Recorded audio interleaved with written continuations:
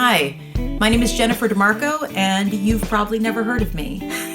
But when I was 10 years old, I wrote a novel, 250 pages, 50,000 words, and then I just kept going. Before I was 18, I'd written 12 other novels, a couple of films, a couple of poetry collections, and I'd won a whole bunch of writing awards. One of my novels even sold better than Jurassic Park. I'm not famous like a movie star or even like Stephen King, a famous horror writer, but my full-time job is just writing stories. I write for television shows, I write films, I write children's books and novels for adults. I'm pretty lucky to be able to work at home, and I really love what I do. But I probably wouldn't have been able to do any of that if it weren't for a great teacher. Because when I was young, I was sick a lot, so I missed a lot of school. I was really good at math, but I didn't read at all until I was 9 years old. How could I learn to be a great writer if I couldn't read great books and really study them and figure out what makes them great? That really important teacher who knew I couldn't read, who knew I was sick a lot and struggling in school, she said, "Write the story first and worry about the spelling and the grammar and all that other stuff afterward. Just write a story that you love. You can make up the spelling of words or even make up symbols if you don't know the letter. Write the story that you find so exciting you could read it again and again and again without getting bored. Just make art." Art is anything we create that expresses who we are and how we see the world. Poems, drawings, photos, stories that are real or made up, all of these things are art. And one of the amazing things about art is that it's for everyone. All genders, all ages, all races, sizes, religions, and abilities. Art is subjective. Some people will like it, and some people won't. And that's why we need so much of it. That's why we should all try to make art to help us understand the world. We need to see how all kinds of people see the world through art, even people we disagree with. Washington Students Speak will be a book that collects the photos, drawings, stories, poems, and more created by students in your classroom. Your teacher or teachers are working with Blue Forge Press, the publishing house that I volunteer for, to put this volume together. I've asked some of my friends who are also artisans, writers, artists, actors, musicians, to come and explain to you the different guidelines for the different types of art that can be published in Washington Students Speak. Let's meet my friends now. My name is Cyan Smith. And I'm Talia McCoy-Redmond. We're sisters. And we're both members in the Blue Village acting troupe. I recently appeared in the film Hills Like Elephants. And we'll both appear in the film Awash in Blue, coming soon. But today, we want to tell you how to get your photography ready for Washington Students Speak. Photos in Washington Students Speak will be printed in black and white. You can take the photo in color, but it won't be in color in the book. If you want to see what it looks like in black and white, apply a black and white filter or print the photo on a black and white printer. Photos need to be in square or vertical orientation, not landscape or horizontal orientation. Here's the difference. If you want to become a photojournalist or a studio photographer, you probably need to know about lux, aperture, and shutter speed. But for Washington Students Speaks, you can take your photo with any device, even a phone. What we don't want is a selfie. We actually can't publish pictures of people in the book. Extreme close-ups of hands, eyes, and mouths can be strange and interesting, but if someone can identify who the person is in the photo, we can't publish it. Challenge yourself to think beyond a selfie. How can you make an ordinary photo extraordinary? What type of photo do you love the most? animals, natures, buildings? What if you took a picture through blades of grass? Change your perspective to make things more interesting. No photos should show anything violent, gory, gross, or anything that promotes hate. Look for beauty and strength in unexpected places. Can your photo bring someone hope? We can't wait to see what you capture. Hey everyone, I'm Maxwell DeMarco. I'm an eco horror author, the host of an award-winning kids show, and a children's book illustrator. Illustration has always been the art form that I've most connected with. I didn't speak until I was 5 years old, and as someone who lives with autism, I'm a very visual thinker. I also just love to draw. But you don't have to draw to have your artwork included in Washington Students Speak. You can make a collage or a painting, any medium that speaks to you. Just remember that it will be published in black and white in the final book. Another guideline is we can't publish copyrighted characters, so characters from books, video games, films, or comics. You can certainly draw those for fun or to hone your own drawing ability, but when it comes to getting something published, you need to draw something original.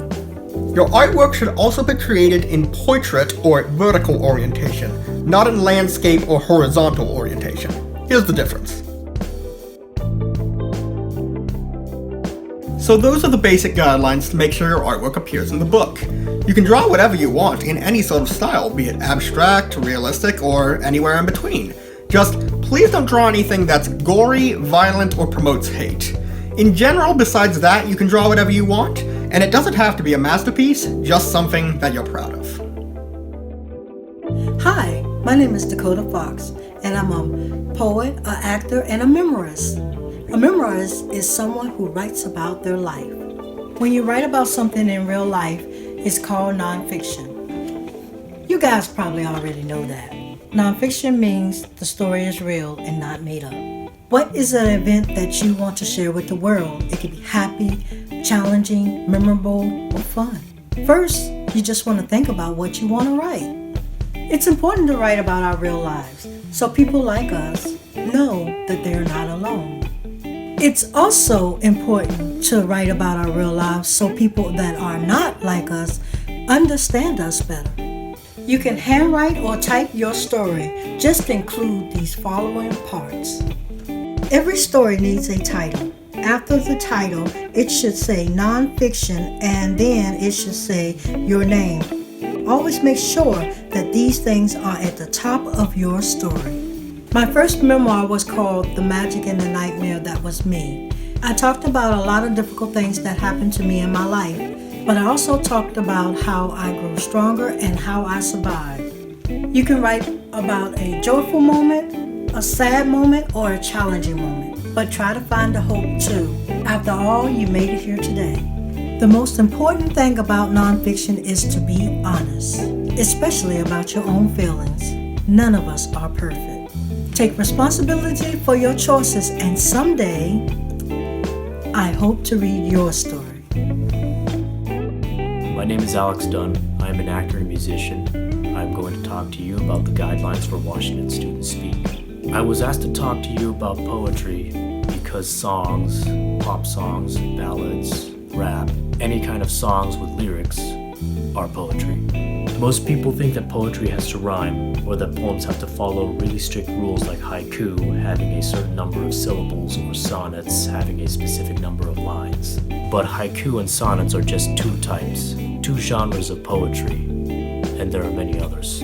A free verse poem usually doesn't rhyme at all, and narrative poetry rarely even looks like a poem. Ultimately, a poem is just a small story.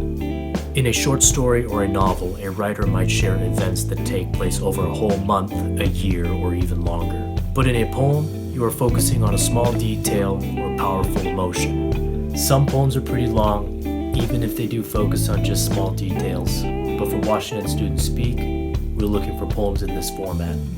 Put the title at the top center of your page, then say poetry, and after that, put your name. Skip one line, then start your poem. Your poem can fill the whole page or be just a few lines. A page can fill 30 lines in total. You can write more than that, but then your poem will carry over onto the next page, just so you know. Think about what you want your poem to do. Does it describe something fantastic or weird? Does it explain a moment in your life when you felt scared, nervous, or excited? Poems can be fiction or non-fiction, so something from your imagination or something from real life. Anyone can be a poet. Every songwriter is a poet. What makes poetry really good is when you're honest and unfiltered, when you share unique details that other people might not have noticed. Just like with songs, poetry is also a way to build connection, to share things that you know that someone else out there might have experienced like you have. Building connection between people helps us understand one another and work better together. My name is Carrie Avery Moriarty, and I'm an actor and a writer. The thing that I like to write most about is love and magic, but I also write some scary things too. Fantasy and horror are two different types of fiction. You guys know that fiction is a story you make up, not something that really happened to you in real life. There are all types of fictions: mysteries, science fiction, dramas, comedies. They all have one thing in common: they're not real.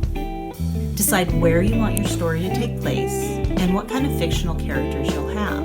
Will you write fantasy stories with fairies and elves and dragons? Or science fiction stories with rockets and robots and other planets? The different types of stories or fictions are called genres, and you can choose whichever genre you like. Now, who is the main character? What makes them interesting? Do they look different than the people around them? Or maybe they think or feel differently? Does your main character crave adventure while everyone else just wants to relax?